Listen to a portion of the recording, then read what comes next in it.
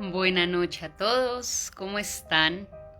Espero que bien. El día de hoy, pues como es nuestra cita habitual, pues nos encontramos aquí para acompañarnos en las noches con un poco de lectura. Creo que este espacio se convierte en un refugio para los lectores y para los eh, que nos escuchan, los que nos acompañan, mucho más en circunstancias como las que nos encontramos actualmente, ¿no? Donde hay tanta información, donde hay tantos sucesos ocurriendo a nuestro alrededor, que se convierte en un espacio de olvidarnos un poco de todo y de alguna manera decirle al mundo que también necesitamos un espacio para nosotros, para nutrir de alguna manera nuestra alma y hacer un stop en esta carrera alocada en que se ha vuelto pues nuestro mundo. Pues sin contar nuestro país, ¿no? Que estamos en una absoluta locura. Justificada, pero locura. El día de hoy traigo de la madre patria España a una autora que se llama Rosa Chacel. Rosa Chacel tiene, sí señor, un spa para cerebros.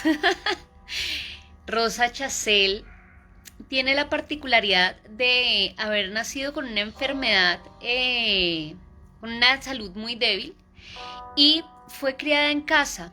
Y al ser criada en casa tuvo la posibilidad de ver el mundo de una manera un tanto diferente a lo que lo veían sus contemporáneos. Ella nace el 3 de junio de 1898 y muere en el 94.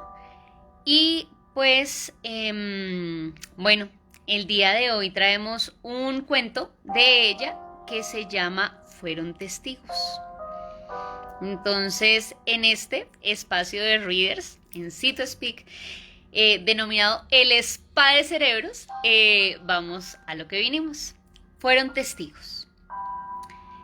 De Rosa Chacel. Había ya pasado un cierto tiempo después del mediodía, en realidad un tiempo enteramente incierto, más difícil de precisar que el que tarda una manzana en bajar de la rama a la tierra, pues en esta eran impalpables bloquecillos de piedra los que estaban debajo lentamente y asentándose en la calle. Las máquinas que trabajaban en la demolición de una casa acababan de pararse. Los hombres habían caído rápidamente en el descanso, así como los cierres metálicos de almacenes y depósitos, y solo había quedado en el aire fluctuantes y reacias y sedimentales las partículas de diferentes géneros y estructuras que componen el polvo. Entre estas de opaca y material pesantez, el incógnito tráfico de los olores, aceites, frutas mustias, cueros. No había un alma viva en toda la calle. Solo a veces dejaban asomar en el quicio de una puerta la mitad de su figura un joven sirio que vendía botones y cintas ocupando media entrada de una casa con sus mercancías. La otra mitad del portal era oscura. La otra mitad del muchacho quedaba en la sombra. La que se asomaba al quicio de la puerta afrontaba en tiempos sin oasis del mediodía. A lo lejos, en la calle, apareció un hombre.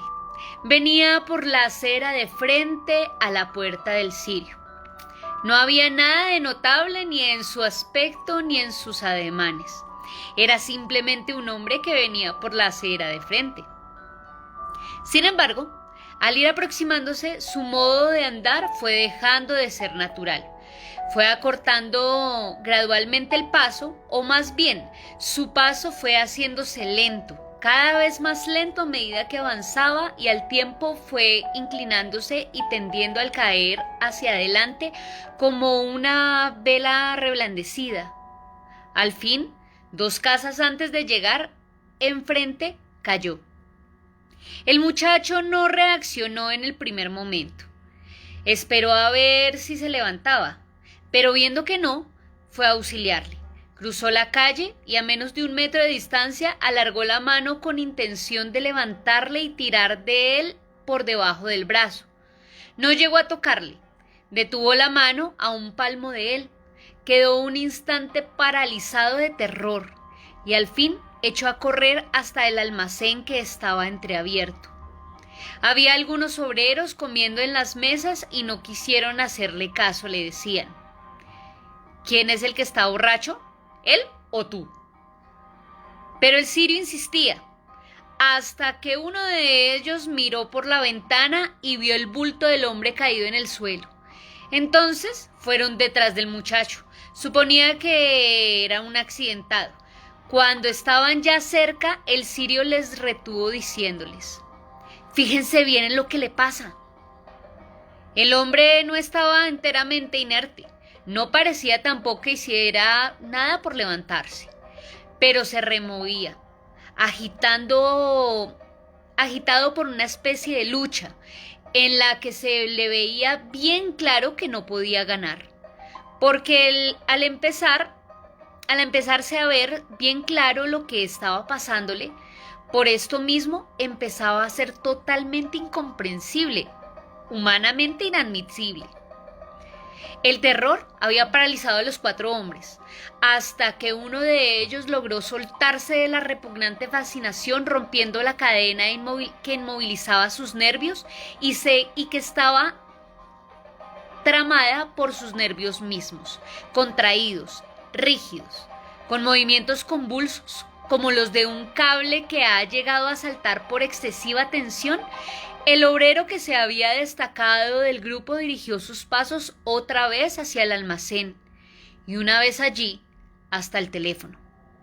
Le preguntaron qué pasaba y respondió, pero su voz no era inteligible. Abrió la guía telefónica, sus manos hacían temblar las hojas impidiéndole ver los números. Alguien, una mujer, vino a su ayuda y adivinó sin comprender sus palabras lo que quería. Pasó atolondradamente las hojas, no encontró nada. Gritó para que viniese el almacenero a ayudarla y entre los dos, arrebatando el teléfono de las manos del que estaba aferrado a él, pidieron la información de la central. Pero ninguno pudo retener en la memoria el número de la asistencia pública que la central había dado. Así, tuvieron que volver a llamar. Al fin, lograron la comunicación y pidieron una ambulancia, dando torpemente las señas del lugar donde se encontraba. Entonces, todos los que estaban en el almacén fueron a comprobar aquello que se obstinaba en no entender. Fueron todos, y el hombre que había ido al teléfono volvió con ellos.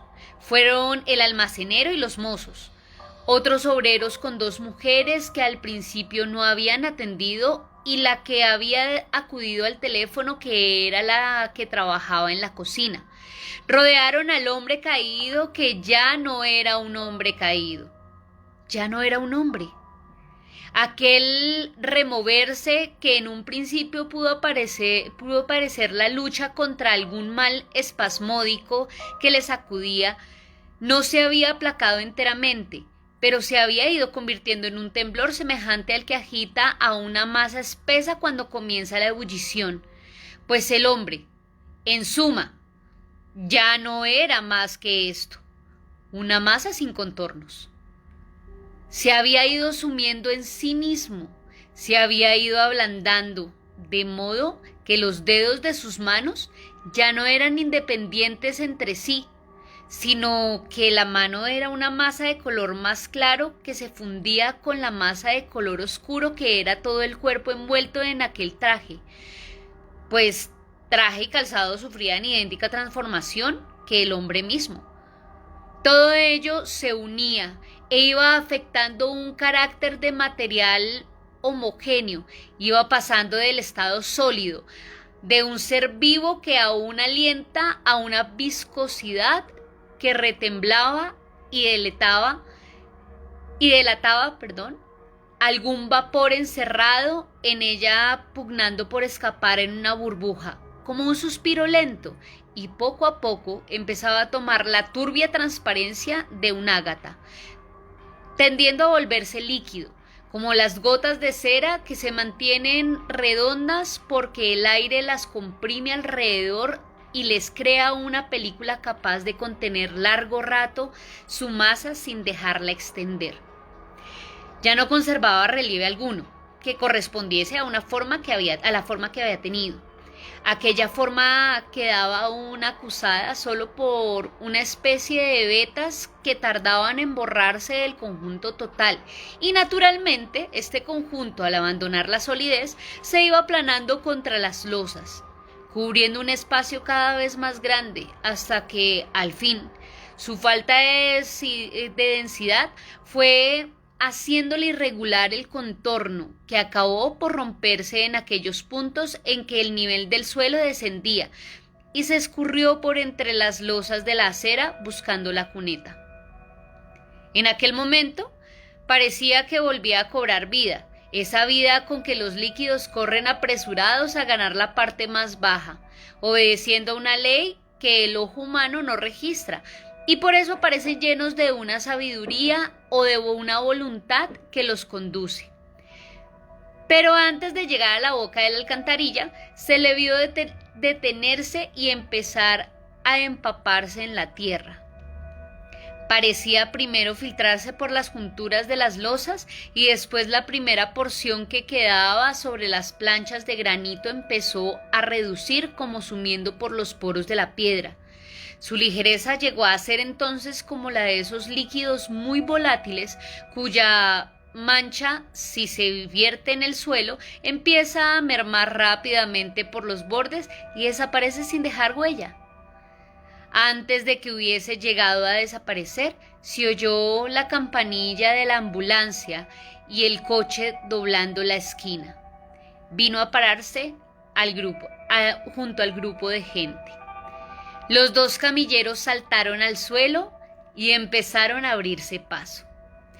Ya en el primer contacto con ellos, con aquellas gentes que habían presenciado el prodigio, hubo una ruda extrañeza por parte de unos y otros. Los que llegaban empleaban el lenguaje usual. Preguntaban dónde estaba el hombre enfermo, si estaba aún vivo, quién se lo había llevado. Los que formaban el corro no contestaban nada. Llevaban largo rato sin que entre sus labios separados por el terror pasase una sola palabra, y lo único que hicieron fue apartarse un poco para que llegasen y viesen. Pero los enfermeros exigían explicaciones. Miraban aquella mancha que se consumía por sí misma y no la reconocían como mancha de sangre. Estaban acostumbrados a encontrar en el sitio donde un hombre había caído la mancha que se vierte de las venas rotas, y aquella materia que estaba considerando no tenía el irrevocable carmesí que grita la piedra como razón última.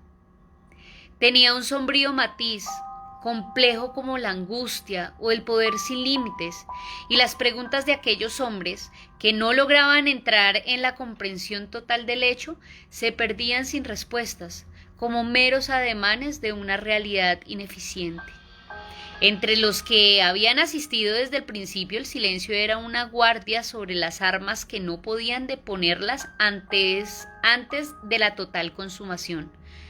Solo el hombre que había logrado romper la cárcel de aquel pasmo y había establecido el contacto con los que fueran, habían quedado sin poder volver a entrar en él y sin poder volver tampoco a ser libres. La voz de aquel hombre sonaba entre las preguntas, no porque las contestase, sino porque no podía callar. Su sonido no era articulado, era como una campana que moviese el viento, era como, ya quedó dicho, una vibración convulsa, semejante a la de un alambre que salta por excesiva tensión. Sin querer ceder a la estupefacción, aquellos hombres curtidos en el servicio de socorro temían el engaño.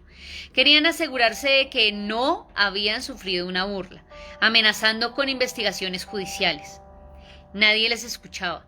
Los que tenían los ojos fijos en la pálida sombra que apenas se distinguían ya en las losas, lo más que hicieron fue alzarlos alguna vez hasta sus rostros, esperando verles ceder en sus desconfianzas.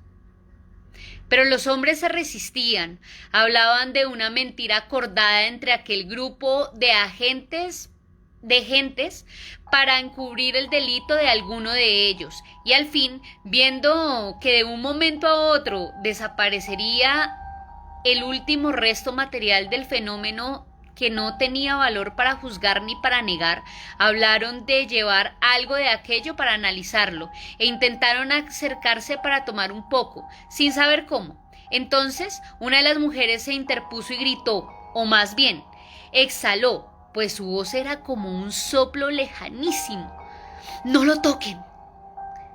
Los hombres del socorro retrocedieron. Los del grupo dejaron escapar un rumor, una especie de ruido rechazando amenazadoramente aquella intrusión que turbaba los últimos momentos en que el prodigio iba a desaparecer sin dejar rastros. No querían perder aquel instante en que el último matiz se borraría, en que el último punto en que el grano de la piedra fuese aún afectado por un tinte extraño recobraría su color. Querían palpar con la mirada el suelo después de que no hubiese en él ni un solo testimonio de la existencia que había embebido. Y al fin llegó a no haberlo. Entonces comprendieron que tenían que dispersarse, y el final, el definitivo y total término del hecho, empezó a conformarse a las distintas almas como a recipientes de formas diversas. Efectos ilógicos, al parecer, imprevisibles desde cualquier punto de vista exterior, porque solo obedecían a reacciones químicas, a fermentos, a resistencias o repulsiones. Así, los hombres últimamente llegados, que habían asistido apenas al desarrollo del fenómeno y que por tanto carecían de datos para dar fe de él, empezaron a exhalar aquella fe. Y con lo poco que había visto, empezaron a gritar su convencimiento. Otros, en cambio, habían agotado sus fuerzas soportando el proceso desde el principio al fin, y al comprobarlo totalmente extinguido, se sentían liberados de su inhumana opresión y perezosamente querían no creer que habían visto. Otros trataban de armonizar lo que sabían cierto e increíble con las leyes de la razón ordinaria y decían que el porvenir se progresaría lo suficiente como para encontrarle una explicación, o bien que había que aceptar las cosas vedadas al entendimiento que caían del cielo o de donde fuese. El hombre de la voz, que no podía reposar, seguía delirando los gritos de su mudez, y de su garganta parecía a veces partir un mortuorio lamento de la hiena, a veces la azarosa armonía de las arpas colgadas al viento, a veces el acento de los profetas. Todos se dispersaron por la ciudad y todos, menos volvieron a sus vidas y faenas habituales, combatiendo unos el recuerdo hasta lograr lavarse de él, conservándole otros con gratitud y temor. Solo el hombre que creyó nada más ver grito para desaparecerse, rompió su orden cotidiano, enajenó su vida al injertarla en una rama que aquella creencia en cuyo sentido hostil a la mente, exento de toda ejemplaridad, se nutría una savia de locura. No quedó sobre las losas ni un aura que advirtiese a los pasajeros dónde ponían la planta. Desde su puerta, el joven sirio vigilaba el lugar sin perder la certeza de los palmos de tierra donde todo había acontecido, y aunque nunca llegó a dudar, en algunos momentos su certeza era más firme porque lo corroboraban ciertos hechos que repetidamente observados constituían una respuesta muda, más que muda, vaga o ambigua. Esa respuesta que se tiene al interpretar a aquello que sobrepasa las medidas humanas. Al muchacho veía a diario pasar sobre aquellas losas a los transeúntes ocupados en sus quehaceres, y no esperaba de ellos ninguna señal, pero cuando veía venir un perro, guardaba ansiosamente. Sabía que la pureza irracional tenía que ser sensible al magnetismo que se desprendiese de aquel trozo de suelo, y aunque nunca tuvo una confirmación contundente, nunca tampoco fue claramente defraudado en su posición. No llegó nunca a sorprender en el animal un movimiento de retroceso, titubeo que le hiciera decir claramente: al llegar aquí no pasa. Y sin embargo, era el caso que no pasaba. Siempre, como unos metros antes, se desviaban sin mirar, o bien, al llegar ya al límite justo, parecía atraído de pronto por cualquier desperdicio que iba a revolver y olfatear frívolamente. Nunca, ninguno llegó a pararse en seco, a mirar derecho como el hombre necesita mirar para ver. Solo logró sorprenderle en algunos una ligera crispación de la oreja, o bien ese encurvamiento rápido del lomo con el cual parece que hacen escurrir el miedo hasta la cola. Nunca logró observar más, pero esto siguió observándolo indefinidamente, sin que sus ojos cerrasen en una pulgada. El lugar donde el prodigio se había logrado estaba tan bien delimitado en su memoria como la planta de un templo cuyos cimientos no pudieran ser gastados por los siglos. Y siguió atendiendo a sus mercancías sin que nadie notase el misterio que acechaba, porque todos creían que lo que brillaba en su mirada oriental era esa oscura lámpara de fe que arde en los ojos negros que bebieron la luz de sus fuentes. Bueno, hemos llegado al final de nuestro cuento del día de hoy. Increíble cómo, al ser testigos de algo que no podemos comprender, tomamos tantas reacciones como, por ejemplo, el querer olvidar, el negar, el abandonar. Así son los testigos, y así es la memoria que nos acompaña. Esperemos que la memoria de los acontecimientos que están pasando en este momento en el país no se desvanezcan en medio de las losas del pavimento, y que el recuerdo de aquellos que se encuentran refundidos no vayan a desaparecer por completo en las mentes de todos, porque recuerden que queremos que esta noche todos lleguen a sus casas. Que tengan una buena noche y felices sueños.